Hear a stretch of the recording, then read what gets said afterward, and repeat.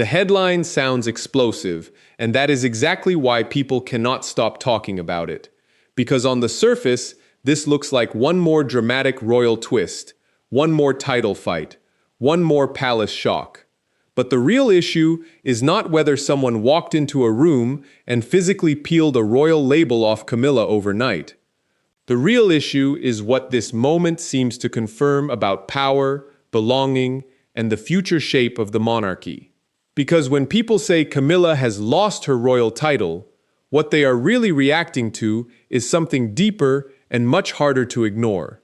The sense that Prince William and Catherine are making it unmistakably clear that whatever Camilla is today, she is not the future of this institution. And in royal life, that kind of message can land even harder than a formal announcement. That is what makes this so revealing. Titles in this family are never just words, they are signals. They tell you who matters now, who will matter next, who is being protected, and who is simply being tolerated for the length of a reign.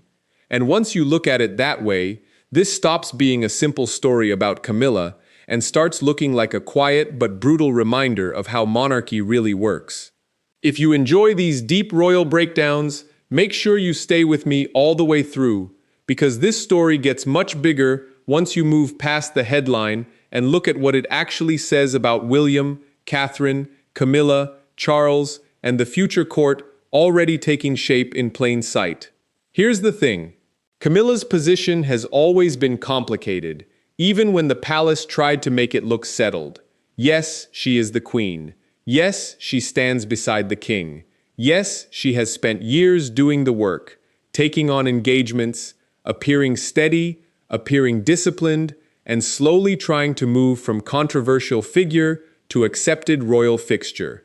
But from the very beginning, her role carried a built-in limit. She entered this family through marriage, not through bloodline. She became central because of Charles, not because the monarchy itself was ever going to revolve around her.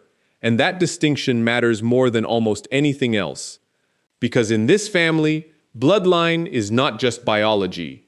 It is structure. It is the spine of the institution. It decides who is permanent and who is conditional. It decides who represents continuity and who represents a chapter. Camilla may wear the title now, but her entire royal position is tied to Charles's reign. William and Catherine, by contrast, are not a chapter, they are the next era. That is why every shift involving them feels heavier. It is never just about personality. It is about succession. It is about what kind of monarchy survives after the current sovereign is gone. And that is where this gets interesting. For years, there was a very careful effort to manage Camilla's image. When she married Charles in 2005, she technically could have used the Princess of Wales title, but she did not publicly take it on. That alone told you how delicate the atmosphere still was. Diana's shadow was too big, too emotional, too powerful in the public imagination. So even then, the monarchy understood that titles are not only legal, they are emotional. They have to be lived in, they have to be accepted, they have to feel right to the public, or they become a source of tension instead of stability. Camilla's journey after that was long and strategic. The message was patience, duty, consistency. Keep showing up. Keep the head down. Let time do what argument never could. And for a while, that worked. The public did soften. The palace machine kept moving. Then came the next major shift. When Queen Elizabeth gave her blessing for Camilla to be known as Queen Consort, that was not a small gesture. It was a massive institutional rescue. It gave Charles cover. It gave Camilla legitimacy. It told the country that the late Queen herself was helping settle a question that had haunted the monarchy for years. Then, over time, even the consort part faded in public language. She became Queen Camilla, cleaner, shorter, more normalized. The palace clearly wanted to move forward. No hesitation, no asterisk, no endless revisiting of the past. But even that could not change the deeper truth. Camilla could be accepted, she could be honored, She could be formally elevated, but she could never become the emotional center of the future monarchy in the way Catherine could, or in the way William already is. And once you understand that, this whole story snaps into focus. Because what seems to be happening here is not really a legal demotion. It is something much more royal than that. It is a symbolic narrowing, a quiet containment, a confirmation that Camilla's importance has a ceiling, and that ceiling is Charles. That is what makes people use such dramatic language. Because if William and Catherine are in any way signaling that Camilla's standing does not carry forward into the next reign in the same grand way, then what people are hearing is this: her title may exist now, but its long-term power has already been reduced, not erased today, reduced tomorrow. And in monarchy terms, tomorrow is everything. William's role in this cannot be separated from history. He is not just the heir, he is Diana's son. He is the child who grew up inside one of the most emotionally public royal breakdowns in modern history. He is the figure onto whom people project continuity, memory, and unfinished feeling. That matters, maybe more than the palace would ever say out loud. Because when people look at William, they do not only see a future king, they see a bridge between the old wound and the future crown. That is why Camilla's relationship to William has always carried a charge that goes beyond normal family awkwardness. Even if everyone is civil, even if public events are carefully managed, even if protocol keeps the surface smooth, the symbolic story underneath is never fully quiet. Camilla is Charles's wife. William is Diana's son. And the monarchy has spent decades trying to hold those truths in the same frame without letting the tension swallow the institution. Catherine changes that frame in a huge way. She is not just William's wife. She is the image of the future queen in a way that feels emotionally coherent to the public. She is the stabilizer, the calm center, the protective mother, the woman standing beside the direct heir, raising the next line of succession, and making the future monarchy look not only functional but familiar. She does not need to overpower anyone to become central. Her role does that for her. Her symbolism does that for her. The more William and Catherine rise, the more everyone else is naturally arranged around them. And yes, that includes Camilla. That is where the sting comes in.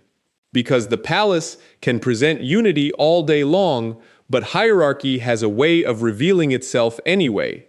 Who gets framed as the future? Who gets seen as essential?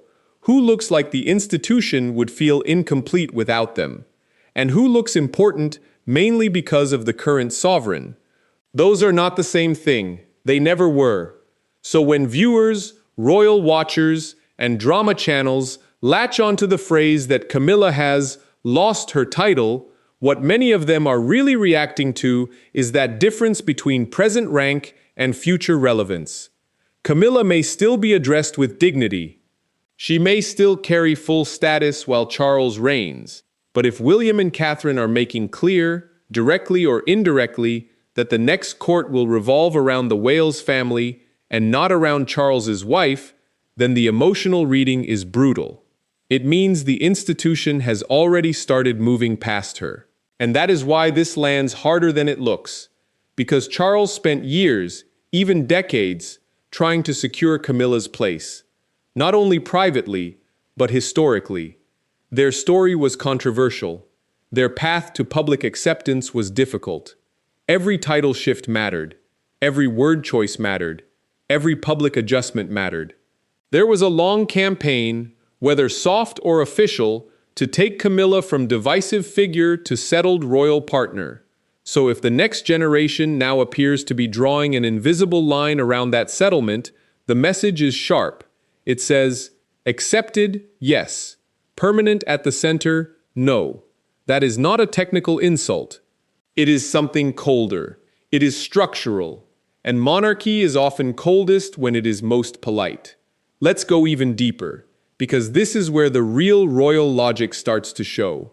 A queen by marriage and a queen by future destiny are not viewed the same way.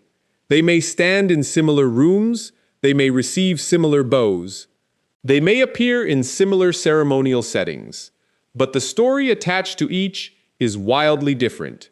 One is attached to the reigning king, the other is attached to the continuation of the crown itself. Camilla was always going to be judged through the lens of marriage, controversy, endurance, and rehabilitation. Catherine is judged through the lens of continuity, motherhood, duty, and succession. In other words, one had to be explained, the other feels self-explanatory to much of the public. That difference is not fair in a human sense. But royal life is not built on fairness, it is built on symbolism. And here's the thing about symbolism, it does not need an official statement to become real. It only needs repeated signals, a change in emphasis, a cooling in importance, a stronger focus on the Waleses, a sense that the monarchy's emotional center has already shifted forward. Once enough people feel that, the verdict writes itself. That may be exactly what we are seeing now. Not a shouted palace war. Not some theatrical scene where titles are stripped in public. Something more believable than that. A gradual but unmistakable reordering of meaning. Camilla remains respectable but less untouchable. Still senior but less central. Still visible but more temporary. And once people feel that shift, they start using dramatic language to describe it, because they know something fundamental has changed, even if the paperwork has not. This is also why Catherine's role is so important to the story. Catherine does not simply inherit visibility, she absorbs historical weight. When she became Princess of Wales, that was not just a title placement. That was an emotional transfer the public watched very closely. It touched Diana's legacy. It touched the future of the crown. It touched the question of who can carry a title once associated so strongly with someone beloved and gone. Camilla once avoided publicly using that same title because it carried too much pain, too much memory, too much risk. Catherine, on the other hand, could step into it because the public story around her is completely different. That contrast alone tells you a lot. One woman had to step around the emotional landmine, the other could carefully inherit it. And yes, that says something profound about belonging. Because in royal life, belonging is never just about being there, it is about where the public places you inside the story. Camilla is inside the story, absolutely, but she has always occupied a more contested room. Catherine occupies the room of future certainty. That is why people feel William and Catherine's positioning so strongly. They do not have to announce that Camilla's royal importance ends with Charles. The entire architecture of the monarchy already suggests it. The line of succession suggests it. The family image suggests it. The next generation suggests it. Even the emotional economy of public attention suggests it. And that's where this stops being about one woman and starts being about an institution protecting its own logic. Because if Charles wanted Camilla fully legitimized, William's future monarchy may want something slightly different. Not chaos, not humiliation, not public rupture, but simplification, concentration, a tighter inner core, a court built around the direct line, William, Catherine, George, Charlotte, Louis. Cleaner optics, fewer emotional complications, less need to keep rebalancing the past. That would make perfect royal sense.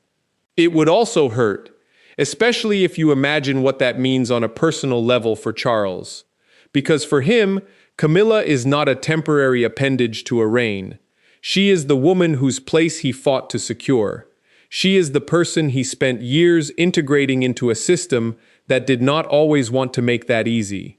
So the idea that she might remain honored in his reign, but become quietly peripheral in his son's, is exactly the kind of thing that could create tension, even without anyone openly confronting anyone, and that is why this story has such energy around it. It sits right at the fault line between family and institution. A husband may want his wife fully respected forever. A future king may feel loyalty to the institution, to his mother's memory, to his own household, and to the image of the monarchy he plans to build. Those priorities do not always fit neatly together. They can be managed, they can be softened, but they do not disappear. That is why small signals inside royal life never stay small for long. Maybe that is the biggest lesson here. People often think monarchy drama is about vanity. Sometimes it is, but very often it is about role definition. It is about what kind of story the palace wants the country to see. Is Camilla a settled matriarch whose influence carries seamlessly into the next reign? Or is she the queen of one king, respected for her service, but not carried forward as a major power figure once the crown passes? Those are two very different futures. And if William and Catherine are indeed confirming the second one, even subtly, then yes, many people will interpret that as Camilla losing something enormous, even if the formal language remains polite. Because what she loses in that reading is not just a title on paper. She loses future extension. She loses implied permanence. She loses the illusion that today's prominence automatically turns into tomorrow's authority. That is a huge loss in royal terms. It also speaks to a truth many people have always suspected. However high Camilla rose, there were limits to how fully she would ever be embraced as the emotional face of the monarchy. Accepted beside Charles is one thing. Installed inside the heart of the next era is another. And William knows that better than anyone. He understands image. He understands symbolism. He understands that monarchy survives by deciding who embodies it. Catherine embodies the future in a way few royal figures have in years. She brings continuity without noise. She makes the family line look secure. She makes the institution feel generational instead of transitional. That is priceless for a monarchy trying to look stable in a modern world. Camilla, by contrast, represents a more difficult chapter, not necessarily a failed one, not necessarily a rejected one, but a difficult one, a negotiated one, a chapter that had to be defended, softened, and normalized over time. That is not the same as being the obvious emotional center of what comes next. So when this kind of headline explodes, the public reaction is not really confusion, it is recognition. People instantly understand the emotional logic, even if they debate the wording. They understand that royal titles are only part of the story. The deeper issue is always who the monarchy is emotionally organizing itself around. Right now, that answer looks clearer than ever. William and Catherine are not just senior royals. They are the shape of the post-Charles crown, and if that shape leaves Camilla standing outside the core once the handover comes, then the meaning is impossible to miss. Her status was real, her role was real, her title was real, but its reach was never endless. That is why this does not feel neatly resolved, because nothing has exploded in the formal sense, yet something still feels exposed. The palace may stay composed, public events may remain polished. Everyone may keep smiling in the official frame, but underneath that, the hierarchy seems to be speaking very clearly. Camilla belongs to the present reign. William and Catherine belong to the future, and in a monarchy, the future always outranks the compromise that came before it. That may be the part people find most brutal. Not that Camilla was ever unimportant, but that importance in royal life can be highly conditional. You can rise, you can serve. You can be crowned, you can stand at the center for a season, and still, when the institution starts preparing for its next chapter, you can feel the ground shift under your feet. Quietly, politely, completely. So maybe the real question is not whether Camilla literally lost a title in one dramatic moment. Maybe the real question is whether William and Catherine have now made it obvious that her royal centrality ends where theirs begins. And if that is what this moment revealed, then it says a lot more about the future of the monarchy than about one sensational headline. Because in the end, this was never only about Camilla. It was about legitimacy, memory, inheritance, the difference between being accepted and being foundational. It was about who carries the crown's emotional future and who does not. And that is why the tension may have gone quiet, but it has not gone away. So what do you think? Was this really a story about Camilla losing a title? Or was it a much deeper signal that William and Catherine are already defining who truly matters in the monarchy after Charles? Let me know in the comments, because this is exactly the kind of royal shift that looks small at first and then turns out to change everything.